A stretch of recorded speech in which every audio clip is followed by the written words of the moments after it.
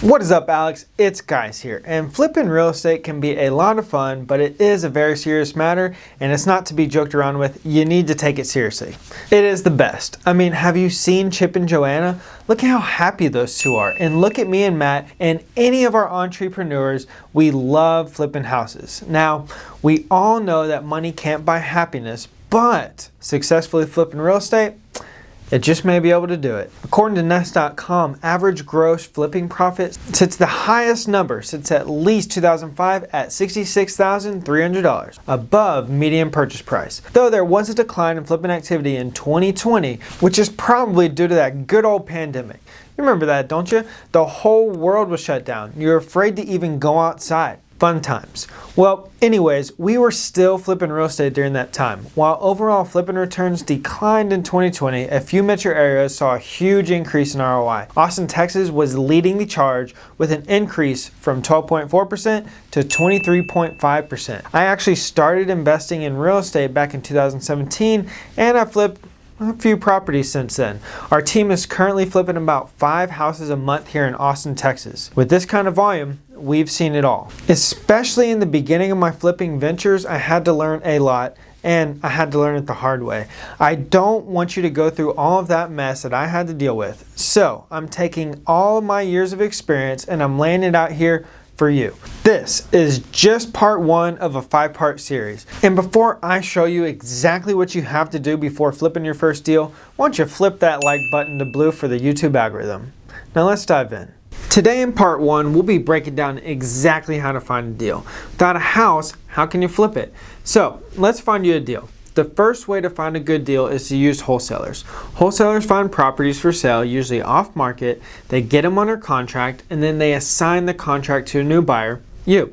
Wholesalers make money based on the difference of what they get that property under contract for and then what they assign it to you for. The wholesale process doesn't actually involve purchasing properties for wholesalers.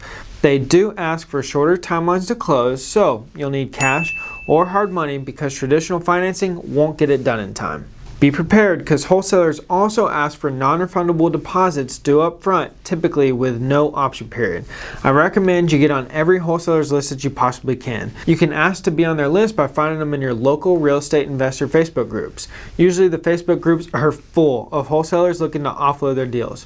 You want to start by understanding the market and see what the wholesalers are selling their deals for in certain neighborhoods with certain conditions. Not only will you get to look at these deals for a potential buy, but most importantly, you're going to be able to learn the markets to make sure that when you do find a property, you are getting a good deal. When you do find a deal through a wholesaler, you'll let them know that you want to move forward on it. Get an assignment contract signed, send in your earnest money deposit, and start to prepare for closing. We'll cover all of this later in the series.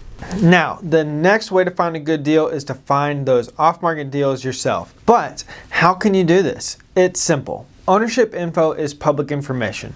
Usually cities and counties also have what we call motivated seller lists. These are lists comprised of people who may be in foreclosure, probate, maybe getting a divorce, they may be tax delinquent, and many more. If they're on these lists or a combination of these lists, it's possible that they would be more motivated to sell than, someone who's not. You can go to your county's appraisal district and look up the people on these lists and find out who the owner is and what their mailing address is.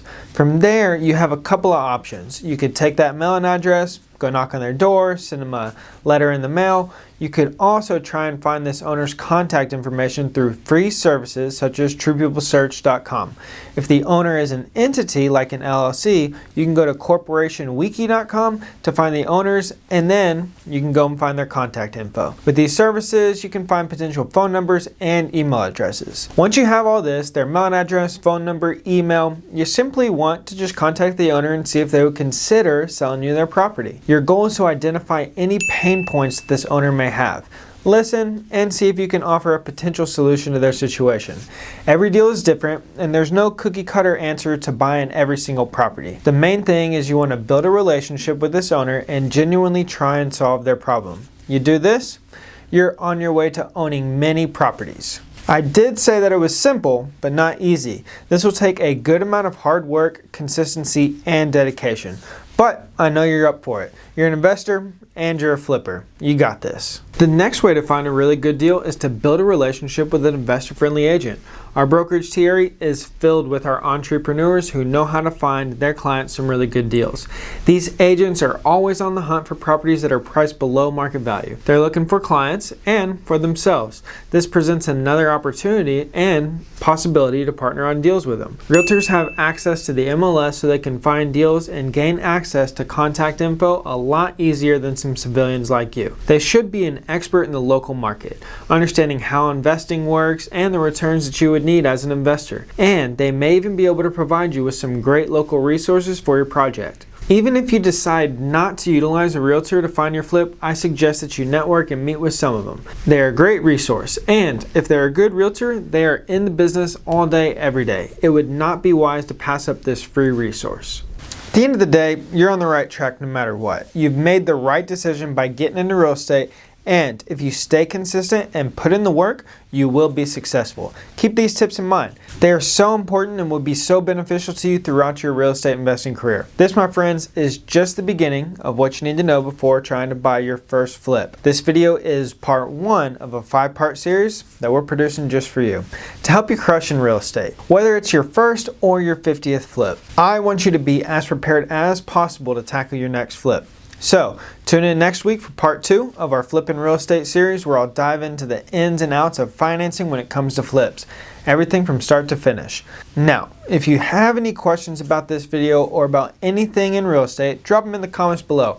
I promise to personally respond to every single one. Thanks again for watching today. Subscribe if you haven't already, and I'll see you in the next video.